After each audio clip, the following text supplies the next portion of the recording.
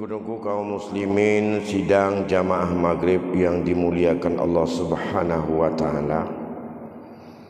Baiklah, pada malam ini kita lanjutkan pengajian kita setelah kita sedikit untuk menggugah dan menyadari betapa berat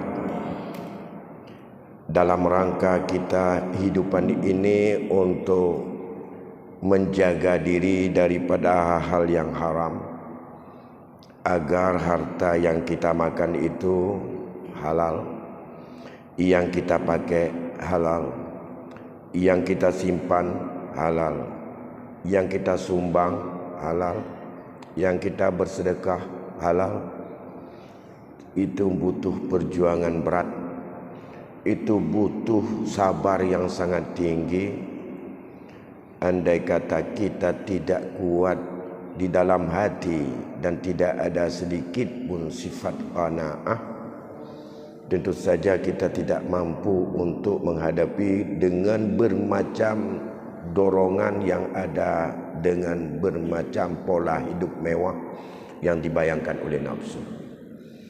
Oleh karena itu, pada malam ini mari kita lihat kapan sebenarnya andai kata ada di antara keluarga kita yang dekat itu meninggal dunia, lebih bagus harta itu agar lebih suci, lebih bersih, tidak mengandung di situ syubhat. Lebih-lebih lagi kita sangat khawatir tergantung di dalamnya ada pemakan yang sifatnya zalim, khianat terhadap keluarga, saudara dekat dari ahli waris itu. Karena di dalam tradisi kehidupan kita selalu digambarkan bagi pusaka itu maunya itu paling cepat, selesai 44 dulu. Ada lebih bagus, tunggu tahunan dulu.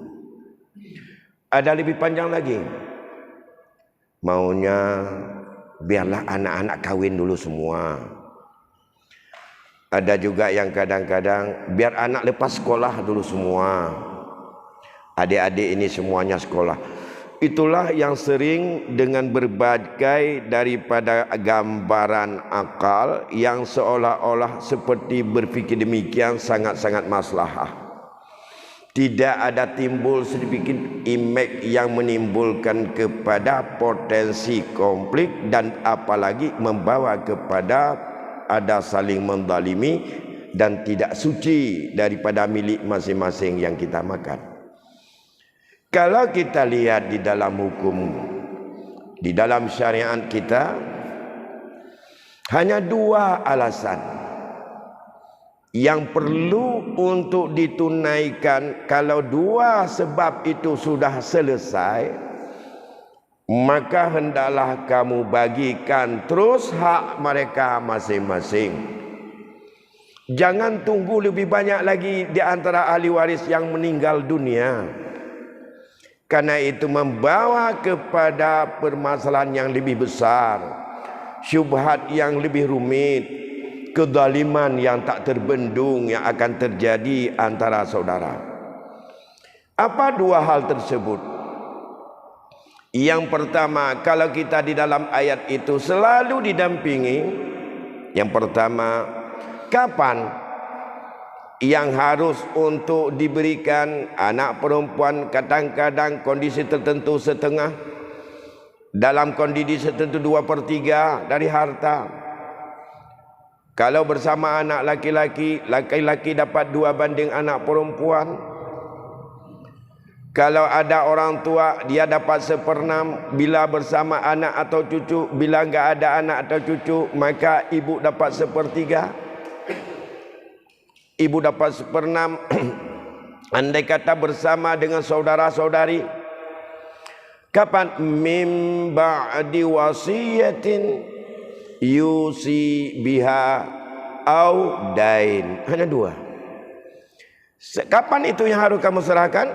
setelah kamu tunaikan wasiat yang diwasiatkan oleh si mayit saat ia hidup, dan setelah kamu tunaikan hutang, sama dengan kalau hal-hal yang berkaitan dengan material, dengan harta, dengan intirkah sudah selesai dengan orang-orang hidup semuanya, dan tidak ada lagi hubungan sedikit pun dengan orang yang meninggal tersebut, maka harta itu hendaklah kamu laksanakan seperti perintah Allah.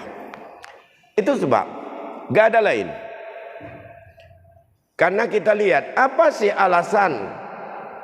Ada alasan jangan kita bagi-bagi dulu, ini sebagai perekat dan untuk menyambung ukhuwah silaturahmi. Andai kata orang tua kita udah meninggal, maka silaturahmi dengan orang tua kita bukan pada rumah yang diduduki oleh orang tua. Bukan di situ silaturahmi. Omong silaturahmi sesama kita, adik, abang, kawan atau apa, pak, cik, segala macam. Silaturahmi dengan kerabat dekat, dengan keluarga. Kalau bukan kepada orang tua, bukan ngumpul di masjid silaturahmi, bukan ngumpul di rumah yang milik bersama silaturahmi. Abang mau silaturahmi dengan adik, dengan saya, silaturahmi pergilah ke rumah saya dengan anak-anak saya di sana, istri saya. Saya ingin silaturahmi dengan pak cik saya, bukan ke rumah itu. Kamu silaturahmi dengan orang meninggal ya ke kuburannya, ataupun ke masjid berdoa. Ini satu. Silaturahmi untuk ada perekat hubungan, bukan dengan adanya harta yang di situ ada perekat milik masing-masing. Mengikat silaturahmi dengan harta adalah sensitif. Sama seperti seorang yang bersyarikat. Kita buat sebuah toko berdua. Ini syirkah yang kita buat. Kalau ini syirkah yang merupakan pengalihan karena kita punya hak bersama yang diberikan oleh Allah. Ini alasan bahwa pusaka itu jangan dibagi-bagi. Dalam adat kita lebih bagus secara kolektif, nyempaan bersama. Lantas alasannya supaya ada hubungan, jangan cerai-berai keluarga. Kalau itu alasannya, bila dengan harta kita hubung supaya erat hubungan keluarga, andai kata harta itu tidak dijalani dengan adil dan amanah, dan di situ yang paling mudah untuk bisa untuk menghancurkan dan meretakkan hubungan ukhuwah Islamiyah. Jangankan dengan adik kita, dengan orang lain juga, kalau tidak yadun amanah, tidak terpercaya, maka itu akan retak. Oleh karena demikian, andai kata mau sedikit kita melihat pengalaman dan pelajaran sejarah yang ditinggalkan oleh keluarga kita masing-masing, atau tetangga kita, atau masyarakat kita. Mana keluarga yang sampai hari ini mampu menjaga nilai harta peninggalan orang tuanya secara suci, bersih dan halal, yang tidak dibagi-bagikan sudah 10 keturunan di atas. Ada yang sudah 6 keturunan. Dari nek tunya tinggal anak 2. Nama anaknya pun tak diingat lagi. Yang diingat ada harta yang dibagi oleh nek tunya. Salah satu anaknya adalah ayah di nek tu dia. Sekarang harta itu kita lihat sedikit dalam sistem ekonomi yang sangat sensitif. Nafsu sangat besar masuk dalam wilayah itu. Karena nafsu hanya bergerak dalam 3 ladang saja yang diingatkan oleh Allah di dalam Al-Quran. Zuyyina linnasi hubbus syahwat minan nisa wal banin wal qanatiril muqantarah. Harta masuk fasilitas yang menyangkut qanatiril muqantarah minaz zahabi wal fiddah wal hail musawwamah dan seterusnya. Nah, Kalau hari ini mau untuk dihitung, orang tuanya dulu tinggalkan apa saat meninggal, enggak ada yang ingat lagi. Orang tuanya dulu berapa nilai saat ia meninggal, enggak ingat lagi. Siapa saja yang meninggal setelahnya, dia siapa duluan meninggal antara adik dengan abang. Karena saat meninggal 1 menit berbeda meninggal, itu adalah yang terlambat meninggal punya hak pusaka kepada orang yang duluan meninggal. Ya, 1 menit saja boleh. Yang penting enggak meninggal bersamaan. 1 meninggal ditabrak mobil di jalan langsung di TKP. 1 lagi meninggal dalam perjalanan bawa ke rumah sakit. Yang bawa ke rumah sakit punya hak pusaka daripada yang meninggal tadi. Saat meninggal, saat itu yang harus dihitung berapa tirkahnya dan mengalih daripada milik kepada orang lain. Sedangkan yang meninggal tersebut ia belum mengambil milik daripada ayahnya.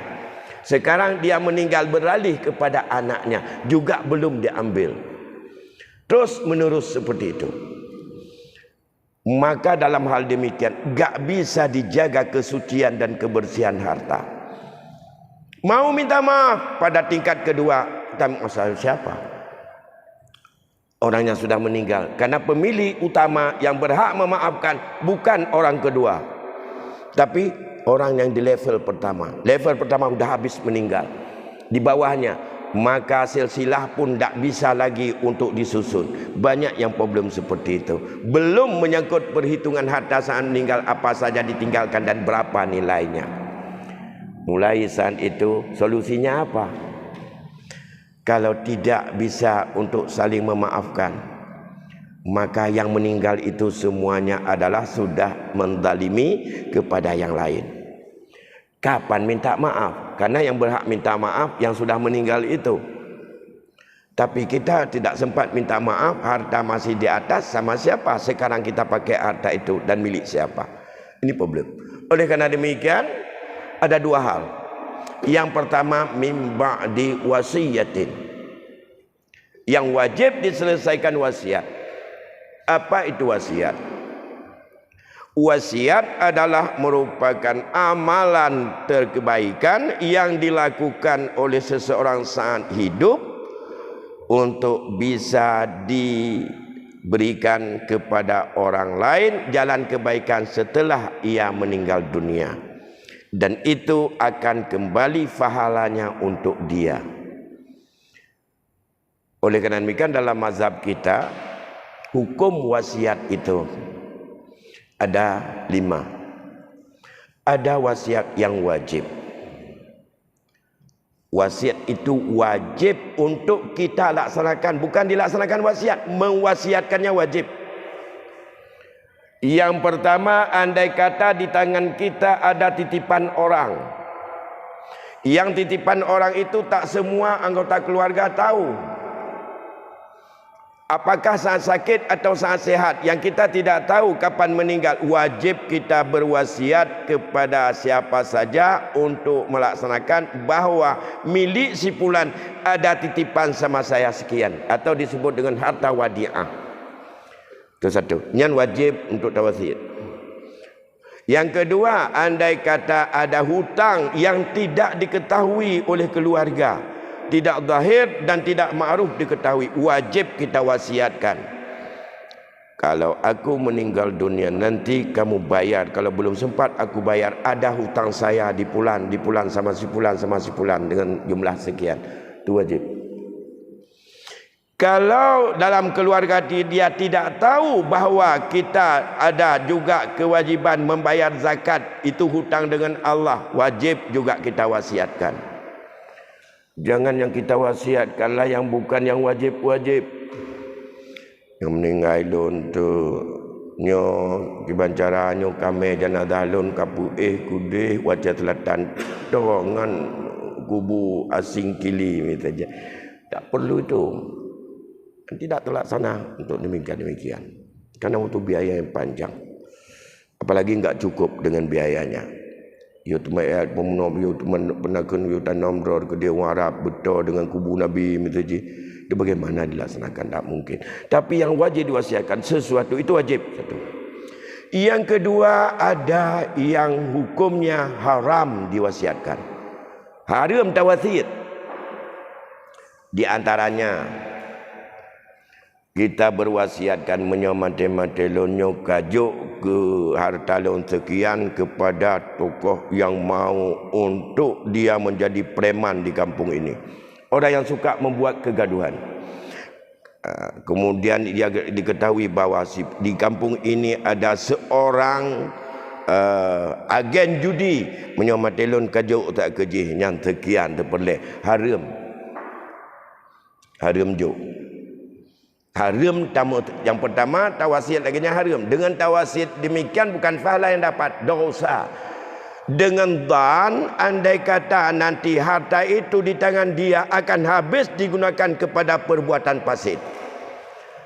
Habis untuk ngambil buntut, habis ngambil lemoy, habis ngambil puja, habis bakme and chip. Yang haram.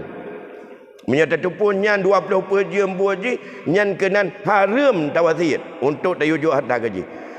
Dalam dan katanya kalau terkah kita sampai ke tangannya maka dia gunakan untuk perbuatan-perbuatan fasid yang merusak atau membuat kegaduhan, hanjit wasiat kenan. Ni haram. Apalagi kalau tempat ke jalan yang jelas haram. Ada pembangunan biskop. Kalau saya meninggal dunia seperti ini, harta saya semuanya ini saya sedekahkan untuk cuma menyambut ke water boom itu jenis wasiat haram yang pergi ke kerana bahawa water boom nya dupna le maslahah dupna le mafsadat menyola mafsadat hanjut jiwa entah. Ada hana tertunaikan hana doraka katanya. Lebih gat tiba ile ke gatnya yang urang mano ini agam ini. Cuma untuk pantai terserah nak itihat pantai kiban. Untuk pegat biskop nak itihat yang biskop yang puna kebaikan ini. Timbul mafsadat, timbul mungkarat, timbul fahsya hinan, maka haram jalan kebaikan. Tak boleh mendadu kegaduhan semuanya. Jadi kepada siapa? Apakah orangnya atau kepada jihadnya? Karena wasiat boleh dua. Boleh pribadi orang, boleh kepada jihad. Jalan. Ya. Yang disunatkan yang sangat-sangat baik yang disebut adalah sedekah setelah mati dan itu mendapat pahala besar kepada masjid, fakir miskin, anak telantar, untuk panti asuhan, tempat pengasuhan anak, tempat pendidikan Islam. Itu yang sangat-sangat dianjurkan. Itu hukum yang ketiga. Ada yang hukumnya makruh. Saat kita berwasiat, kita wasiat seluruh harta atau lebih dari kadar sepertiga. Karena Rasul memberi petunjuk bahwa kamu wasiat saja sepertiga hartamu. Maka kalau kita wasiatkan lebih sepertiga, makruh hukumnya. Walaupun nanti yang pelaksananya hanya yang sah sepertiga. Tapi jangan kita membuat orang lain bingung dalam pelaksanaan. Tapi bagaimana juga harus dengan kadar, walaupun tidak kita sebut sepertiga, tapi kita yakin harta kita ada 300 juta nilainya. Paling banyak kita berwasiat 100 juta. Karena kita bisa hitung. Nah yang orang-orangnya hana gitu dit harta draw motor hana gitu pulihnya taganyan pukon. Hana menjelah happy. Maka dia tidak tahu mana harta dia. Nah, yang ketiga. Kemudian juga makruh wasiat kepada ahli waris.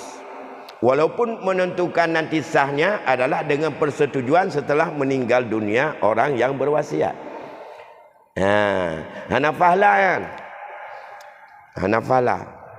Bukan sunat, bukan afdal, bukan sunat muakkad.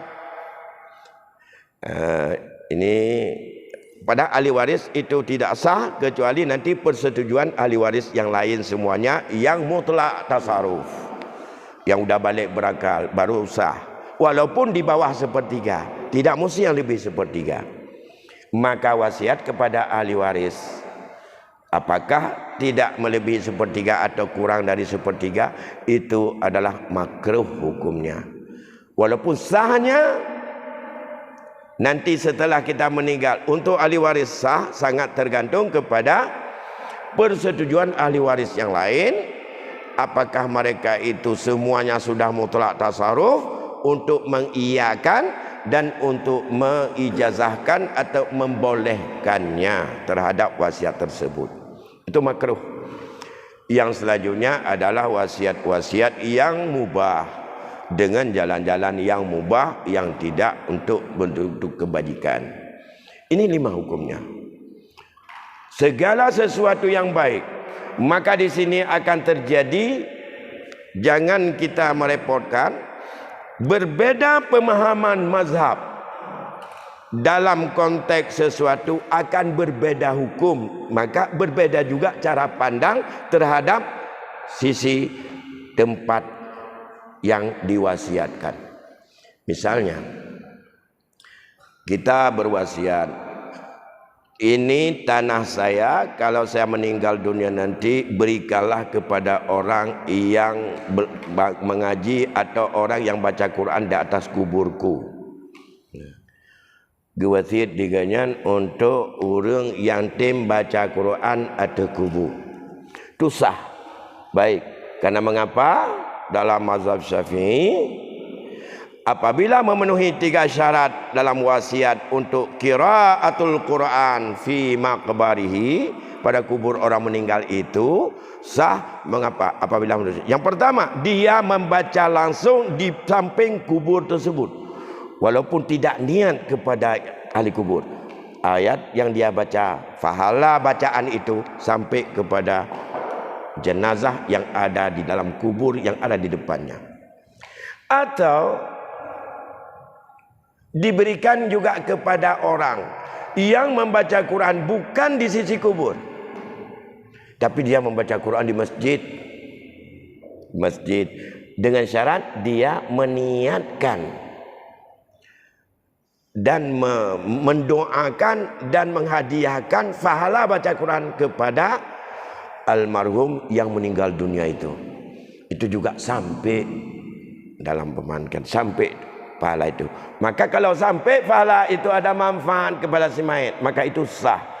Nah, begitu juga. Atau syarat yang ketiga, dia tidak membaca di depan kubur, tidak mendoakan dan tidak menghadiahkan pahala bacaan kepada, tapi dia meniatkan bacaan itu dalam hatinya, pahala bacaan saya dalam hatinya ini semoga Allah sampaikan kepada almarhum fulan. Kalau itu ada 3, maka wasiat tadi itu bisa diberikan kepada salah satu di antara 3. Tidak boleh, tidak dipahami harus seperti yang dibilang, ini harta saya, kalau saya meninggal dunia kamu berikan kepada orang yang baca Quran di kubur saya. Yang jut ada di masjid yang hadiahkan dua angkatan jut juk. Hana musi kepada orang yang duduk kemit rabinah kubur sagai.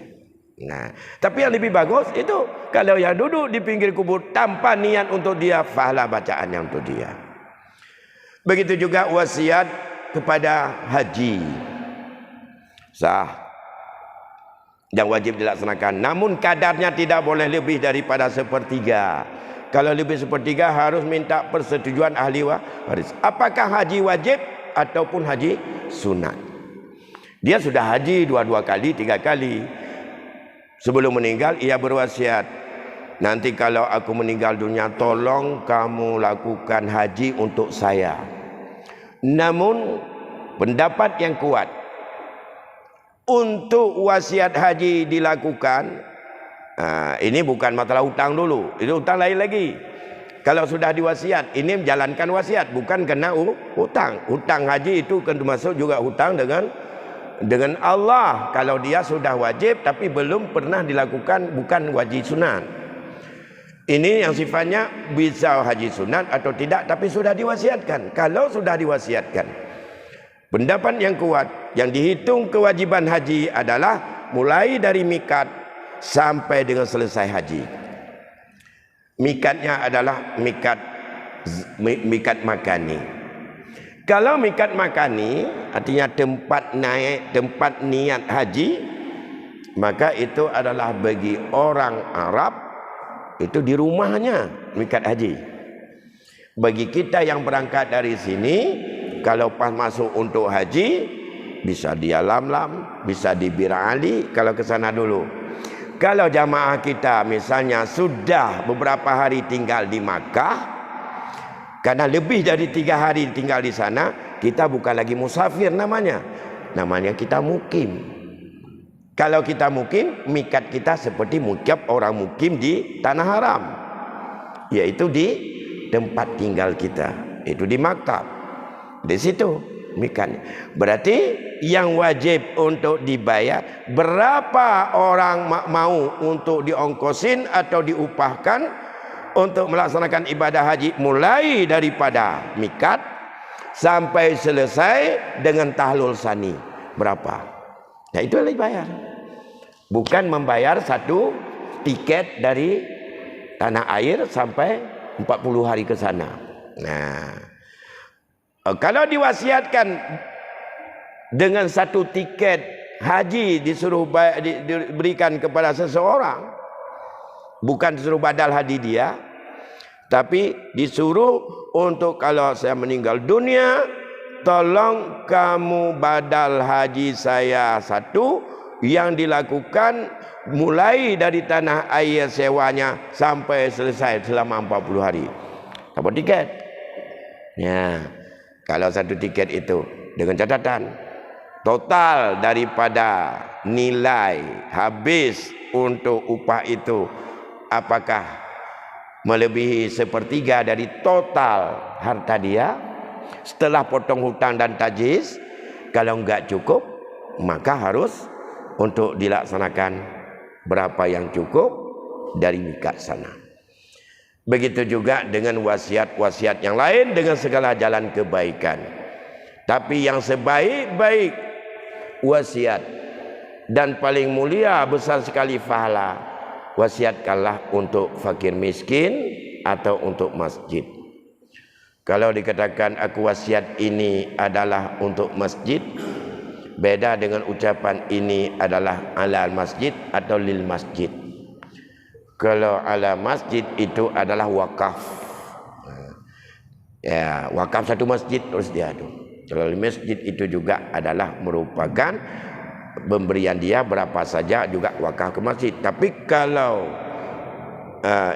lil masjid, ya, ini adalah diberikan berapa saja menjadi wakaf masjid. Tapi kalau ala masjid, yang ala apa itu? Ala yubnal masjid. Yang makna jite puan. Nah, makna jipo nyo menyo mati-matelun nyo kabi untuk masjid. Alal masjid dengan kata alanya menyo kata ala dalam fikih disebutkan bahawanya bangun masjid dengan sama siro. Wati dia tak bangun tanpa masjid, tep. Nanti kakak bebel pegat masjid kan yang tanpa bujik temayang urang. Nah, itu yang diinginkan. Bapak Ibu yang berbahagia, ini berkaitan dengan wasiat. Tentang wasiat kepada kepada ahli waris. Ini jangan diartikan wasiat yang seperti yang saya sampaikan tadi. Ini adalah wasiat al-ikhtiyariyah atau wasiat yang mandubah. Jangan dipahami dalam konteks hukum waris itu sebagai wasiat al-wajibah dan bukan dengan makna surat al-wasiyat. Karena di dalam Islam surat bukan sebagai sesuatu yang bisa untuk isbat hukum. Tapi Islam adalah akad ucapan dan diterima karena wasiat ini apabila sudah ada si musi, orang yang berwasiat, ada barang yang diwasiatkan, ada musalah orang yang menerima wasiat atau sasarannya apakah lembaga ataupun pribadi, itu sah dengan syarat masing-masing. Namun wasiat ini batal andai kata dicabut oleh orang yang berwasiat sebelum ia meninggal. Batal. Maka kalau batal berarti itu tidak dihitung. Diwasiatkan satu tanah, satu petak tanah untuk fakir miskin. Kemudian ia cabut. Ya, aku batalkan wasiatku untuk fakir miskin. Berarti sudah batal. Atau dia ambil tanah itu dijual. Atau dia ambil tanah itu dihibah. Itu juga pembatalan. Mentasarufkan pada benda yang sudah diwasiatkan berarti dia telah mencabut dan rujuk dari wasiat. Boleh rujuk? Boleh, karena wasiat belum jadi. Kapan transaksi wasiat selesai yang enggak boleh ambil balik? Setelah meninggal, karena itu dikaitkan dengan kematian. Kapan meninggal? Kalau sudah meninggal bagaimana mau ambil lagi? Karena orangnya sudah meninggal. Maka tidak ada hukum andai kata seorang pernah berwasiat sepetak tanah. Kemudian dalam perjalanan dia pergi berobat segala macam, tanah itu sudah dijual oleh yang berwasiat. Sekarang dia meninggal dunia. Orang yang sudah diwasiatkan, ia tahu karena kabatnya adalah setelah meninggal orang meninggal. Mau kabat, enggak ada lagi tanahnya, sudah dijual. Apakah itu wajib diganti lain? Tidak. Berarti wasiatnya sudah batal. Kali upu bata kera ke dia. Dan upu bata dengan upu belau. Kan waktu upu belau tanya ke kantor lain. Harus tak kantor dia tanya yang nilai ke wasiat projek secret tanah nyo harus tak penuhi ke kanya. Enggak ada. Baik kepada keluarga maupun kepada orang lain. Karena pembatalan wasiat adalah dengan jalan pemanfaatan, itu adalah batal bil af'al. Dia batalkan dengan amalannya sendiri. Maka ini untuk kebersihan daripada orang tua kita yang sudah meninggal. Ini yang harus dilakukan terus menerus sampai tuntas. Tidak boleh untuk ditawakufkan. Berkaitan dengan wasiat, kaji terus sampai sekalian, kemudian selesaikan. Kalau sudah selesai ini, baru nanti menyangkut dengan hutang. Kemudian dalam hutang ini banyak. Nanti akan, kalau ada kesempatan bisa untuk kita lihat. Audain atau hutang. Ada hutang dengan Allah. Kita harus tahu apa hutang dengan Allah. Ada kafarat. Ada kafarat yamin. Ada menyangkut dengan zakat. Ada menyangkut dengan haji. Ada menyangkut dengan nazar. Ada yang menyangkut dengan fidyah. Itu masing-masing harus oleh kita sebagai orang yang dituakan dalam keluarga. Atau kita tidak ada yang orang yang dalam keluarga kita yang mampu atau yang tahu, hendaklah sebelum meninggal wasiatkan ini. Ajarkan anggota keluarga kita dengan semua itu sehingga dia tahu, dan ia tidak akan nanti menjadi bertengkar dalam proses untuk pembagian pusaka setelah kita meninggal, karena kita tahu hukumnya. Lantas kita ajarkan mereka, ajar di rumah pada keluarga. Semua ahli waris dah dudukkan. Terangkan dulu apa yang dimaksud dengan hutang. Bukan sekadar hutang yang sifatnya hutang dengan Bani Adam saja. Bukan hutang dengan manusia saja. Tapi hutang dengan Allah itu jelaskan satu-satu yang mana yang sah, yang tidak atau tidak ada. Ini harus kamu jalankan dulu. Nah, ini zakat belum saya bayar, wajib mana? Maka kita harus tahu juga masing-masing hukum. Terutama menyangkut dengan sumpah. Atau menyangkut dengan kifarat yamin, atau dengan fidyah puasa. Kalau fidyah atau kifarat salat itu enggak masuk, karena itu enggak ittifaq para ulama bahwa itu wajib. Hanya itu adalah qaulun saja di dalam mazhab Syafi'i. Bapak Ibu yang berbahagia, masih ada waktu lebih kurang 5 menit lagi. Kalau ada satu atau pertanyaan bisa untuk kita lanjutkan. Nanti baru kita lanjutkan yang lain. Kalau enggak saya sambung lagi, insyaallah kalau ada.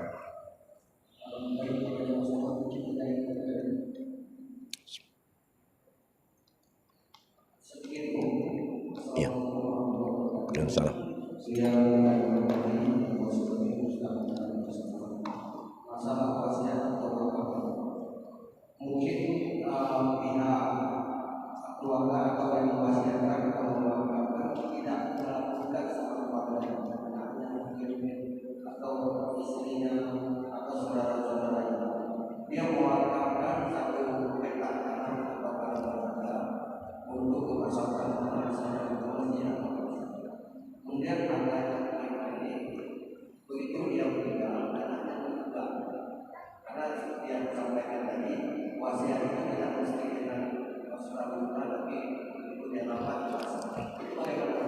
Ya.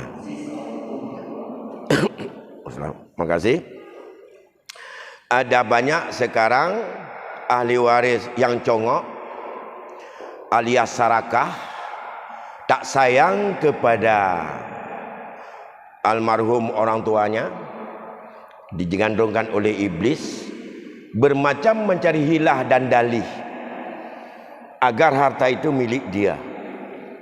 Misalnya seperti yang sampaikan tadi, ada seorang yang meninggal dunia, ia pernah berwasiat. Dan banyak orang yang dengar. Orang yang sikah mendengar ucapan ia telah berwasiatkan sesuatu kepada orang tertentu atau kepada jihad tertentu. Begitu meninggal, anak dan istrinya melanggih ataupun membantah bahwa itu tidak sah wasiat itu dan tidak diwasiatkan. Ahli waris sepakat tidak ada wasiat itu. Atau ahli waris khilaf, ada yang mengatakan iya atau tidak. Maka dalam konteks ini perlu kita ketahui, sebagai anak, sebagai ahli waris yang kita ingin mengambil hartanya secara pusaka dengan legal, sah dan itu halal. Itu yang penting, sah, legal menurut hukum, sah menurut agama, halal kita makan dan kita pakai. Itu prinsip. Tidak menjadi halal di dunia, gak ada yang bantah, tapi itu menjadi sepotong api neraka di hadapan Allah. Ya. Yang pertama, bagi yang menggugat secara hukum duniawi, peradilan agamakah atau peradilan negerikah, tidak lagi ada orang yang bisa untuk membuktikan. Orang yang menerima wasiat, ia juga tidak ada kepentingan apapun kalau dia memang bukan miliknya. Tapi ia yakin bahwa almarhum telah berwasiat dengan ucapan wasiat dengan kata-kata apapun. Berikan olehmu ini untuk si fulan setelah aku mati, wasiat. Aku wasiatkan ini untuk si fulan, wasiat. Ya. Ini adalah milik sepulan kalau aku mati, itu wasiat. Semua ucapan, sedekahkan ini untuk sepulan kalau aku mati, wasiat. Setiap apa saja yang diucapkan dan dihubungkan pemberiannya dengan kematian dia, itu wasiat. Ucapan boleh hibah, boleh wakaf, boleh sedekah, boleh tidak apa-apa, berikan saja. Ini kamu beri ke sana. Gak disebut dengan hibah, gak sedekah, itu semuanya wasiat. Dengan ucapan daripada seseorang yang memenuhi kriteria 4, dia balik, dia berakal, yang diucapkan miliknya, dan bukan atas paksaan orang lain, atas kemauannya sendiri, ucapannya sah menurut agama, sah menurut syarak. Kalau sah, begitu dia meninggal dunia, benda itu yang halal makan hanya musalah, orang yang sasaran diwasiatkan, ia yang halal. Siapapun yang lain dengan diperlegal oleh siapapun tanpa ridha daripada si musalah, ia itu haram makan benda itu, walaupun hakim memutuskan ini milik dia. Bawa ke peradilan, pengadilan bersidang berdasarkan alat bukti dan bainah. Ia mengatakan sudah, bagaimana diucapkan, kalau aku meninggal dunia ini adalah milikmu. Saya enggak bisa terima saat itu karena belum meninggal, karena kabulnya setelah meninggal. Begitu meninggal saya tidak tolak, berarti saya sudah terima. Kemudian orang ini menggugat, kalau diminta bukti enggak ada, almarhum enggak bisa bangun lagi. Kalau ada almarhum bisa tanya sama dia langsung. Surat enggak ada, akad sudah sah, wasiat sudah sah. Hakim tidak bisa memutuskan kepada yang mengatakan ini adalah karena tidak ada bukti. Ada saksi? Enggak ada. Ada surat? Enggak ada. Apapun yang enggak ada. Tapi saya dengar, ya udah ucapkan. Mau Pak Hakim percaya atau tidak ya terserah. Tapi ini istrinya, anak-anaknya enggak mau percaya, ya terserah aja lah. Kemudian hakim secara legal institusi kewenangan dalam agama, dia nggak bisa putuskan bahwa ini adalah milik daripada si musalah, karena tidak ada alat bukti. Tapi lantas diputuskanlah kalau demikian wasiatnya batal, tidak jadi dan tidak sah karena nggak ada alat bukti. Berarti ini tetap milik sebagai ahli waris. Artinya ini menjadi peninggalan untuk ahli waris. Sudah putus. Yang benda yang sebesar itu, semua ahli waris yang dapat semua berdosa dan dia makan itu haram. Dunia legal, sah tidak. Dia tidak halal dimakan. Makan sah, sah. Legal, legal. Tapi yang tidak apa? Tidak halal. Wa qit'atun minan nar. Bagaimana supaya halal? Tanpa izin daripada si musalah, tidak pernah ada halal. Kalau tidak halal, apa resikonya? Di hari akhirat nanti bayar nilai itu kepada si musalah. Dan itu adalah mengambil secara zalim harta orang lain. Na'udzubillah. Akibatnya salah satu sebab terhijab doa dengan Allah karena orang yang makan harta secara haram, tidak halal. Nanti kita lihat dengan syarat-syarat doa. Karena kondisi hari ini di penghujung zaman hanya doa yang lebih ampuh. Sudah sampai saatnya hari ini doa usilahul mu'minin. Doa itu adalah senjata orang mukmin, tapi punya syarat berdoa. Yang pertama, bersihkan harta yang kita pakai, yang kita makan, yang kita ambil, yang kita simpan. Pastikan bahwa itu tidak ada di dalamnya milik orang lain, enggak ada yang haram. Saya pikir demikian. Jadi tetap tidak halal. Oleh karena hati-hati kalau orang beriman enggak berani untuk mau mengambilnya karena punya resiko. Lebih kurang saya mohon maaf karena sudah Isya sudah masuk. Wabillahi taufiq wal hidayah. Wassalamualaikum warahmatullahi wabarakatuh.